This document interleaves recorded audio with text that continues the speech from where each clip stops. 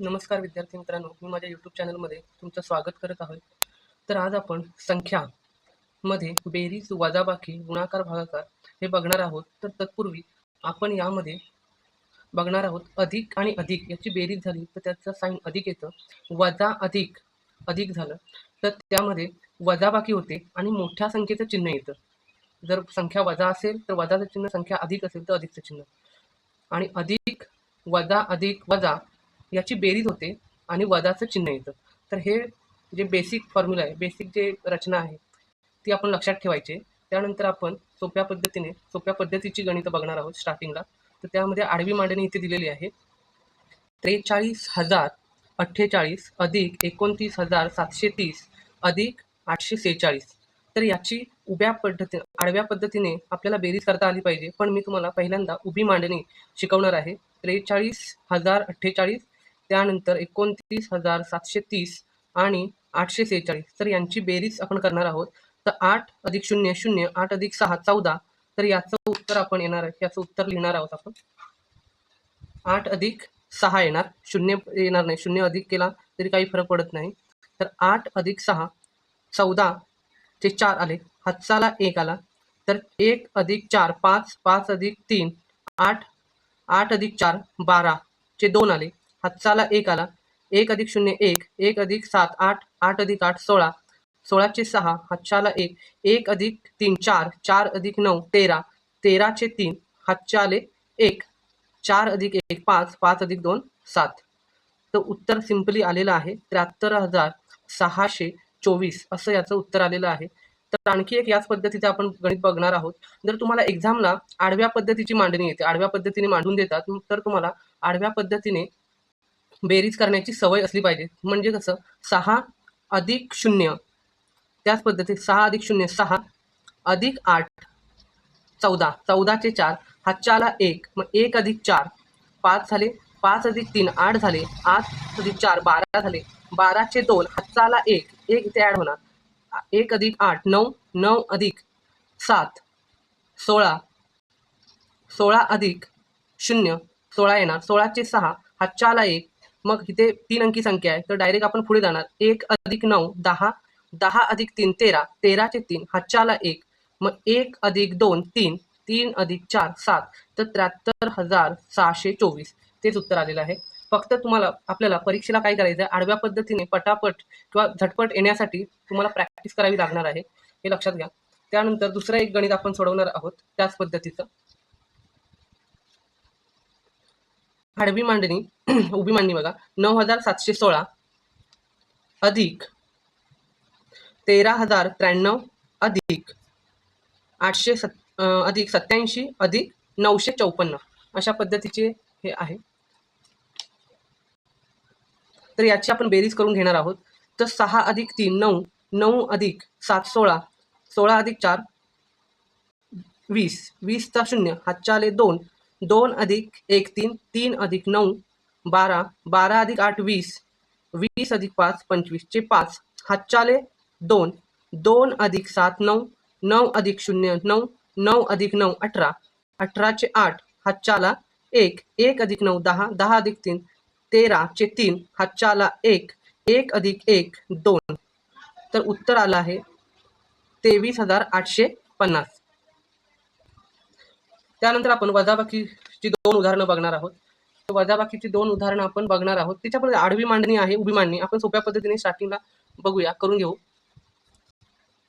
तर ह्याच्यामध्ये 3तून 5 जात नाही म्हणून आपण एक हातचा घ्यायचा, एक काठ मारायची, 4तून 1 इकडे 1 घ्यायचा, 1 हा 3 हा इकडे घेतला, हा 3 त्याच्यावरती लिहायचा बाजूला, 4तून 1 गेला म्हणून इथे 3 राहिले. तर 13तून 5 गेले 8, इथे 3 3 वजा 7, 3तून 7 जात नाही म्हणून आपण परत एकदा हातचा घ्यायचा, पण 0 आहे, 0तून आपण एक हातचा घेऊ शकत नाही म्हणून त्याच्या पुढची संख्या 9 आहे, 9तून 1 घ्यायचा, इथे 1 घेतला की हा 0 त्याच्या बाजूला म्हणजे 10 झाले.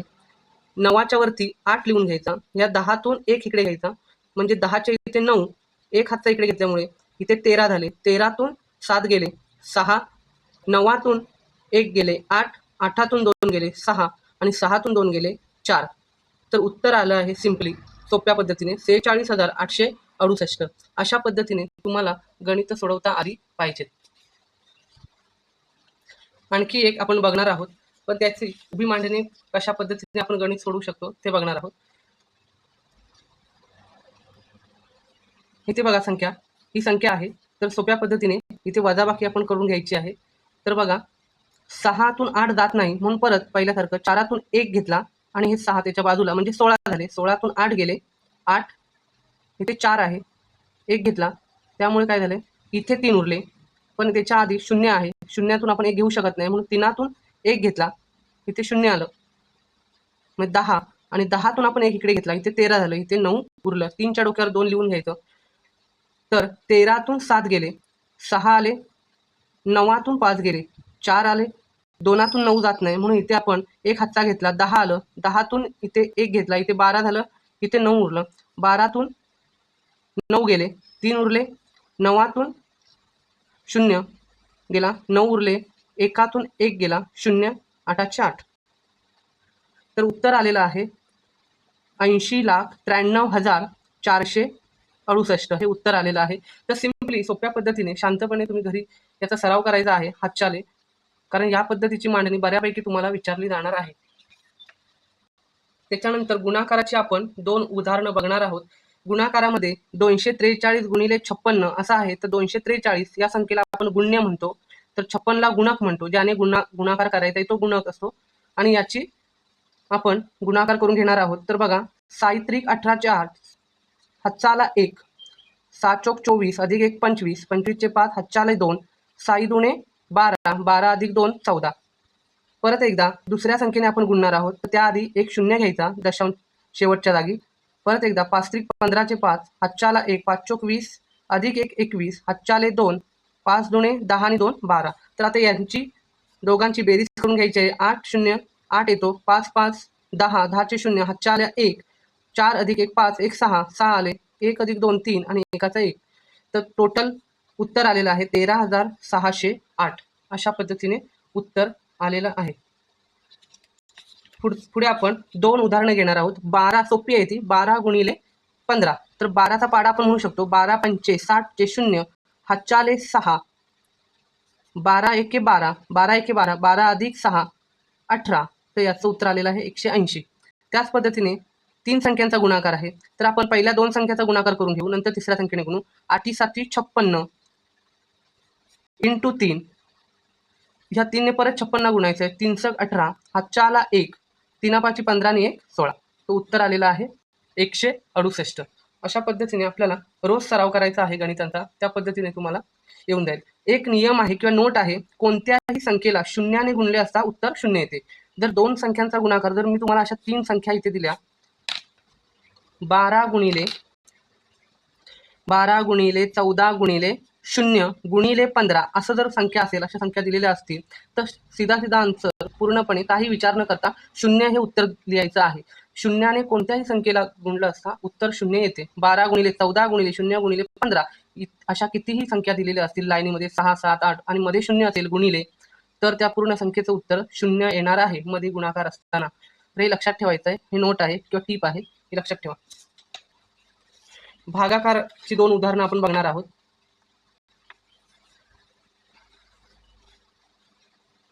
बघा 8 भागिले 448.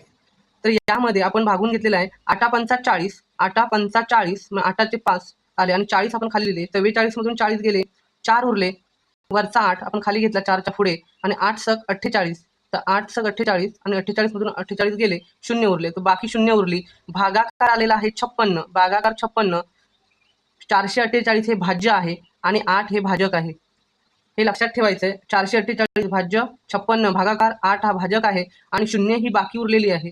0 बाकी उरली, कोणत्याही संख्येला भागली असता 0 बाकी उरली, तर त्या संख्येला निःशेष भाग जाणारी संख्या असं ओळखलं जातं. त्या संख्येला निःशेष भाग जाणारी संख्या असं म्हणतात. पुढे आपण 2-3 उदाहरणे बघणार आहोत. तर बघा 180 भागिले 15, 180 भागिले 15. तर हे सोप्या पद्धतीने 15 एके 15, 15 एके 15 उरले 3, 15 दुणे 30. आता याच्या पुढे आपण सोप्या पद्धतीने हेच गणित, इथे आपल्याला त्यांनी काय दिलेलं आहे, भाज्य दिलेलं आहे, भाजक दिलेलं नाहीये, शेवटी भागाकार दिलेला आहे. तर आपल्याला भाजक काढायचं आहे. तर ह्या जागी क्वेश्चन मार्कच्या जागी आपण 180 गुणिले भागिले एक्स आपण म्हटलं इज इक्वल टू 15 असं करून घ्यायचं आहे. तर 180 भागिले एक्स आहे इज इक्वल टू 15. मग काय होणार, हा एक्स आपण त्या साईडला न्यायचा आणि 15 भागिले करायचं. 180 भागिले 15 इज इक्वल टू एक्स. मग 15x इज इक्वल टू 12. 15 एके 15 उरले 30, उत्तर आलं 12. तर भाजक किती होता, तर 12 हा भाजक होता. असं सोप्या पद्धतीने तुम्हाला काढता आलं पाहिजे. त्यानंतर लास्टमध्ये आपण करणार आहोत, त्याने आपल्याला भाजक दिलेला आहे आणि भागाकार दिलेला आहे. तर यावरून आपल्याला भाज्य काढायचं आहे. तर ते सोप्या पद्धतीने आपल्याला इथे काढता येईल. काय म्हटलेलं आहे बघा, क्वेश्चन मार्क भागिले 15 इज इक्वल टू 12. मग क्वेश्चन मार्कच्या जागी आपण एक्स घेऊया. एक्स भागिले 15 इज इक्वल टू 12. मग हे इकडे भागिले ते तिकडे गुणिले होणार. दुसऱ्या बाजूला 12 गुणिले 15 is equal to X is equal to 180. अशा पद्धतीने उत्तर येणार आहे 180. तर रोज आपण मित्रांनो आपण गणितची प्रॅक्टिस करणार आहोत. तर तुम्हाला व्हिडिओ आवडत असतील तर लाईक करा, सबस्क्राईब करा आणि माझे चॅनल फॉलो करा.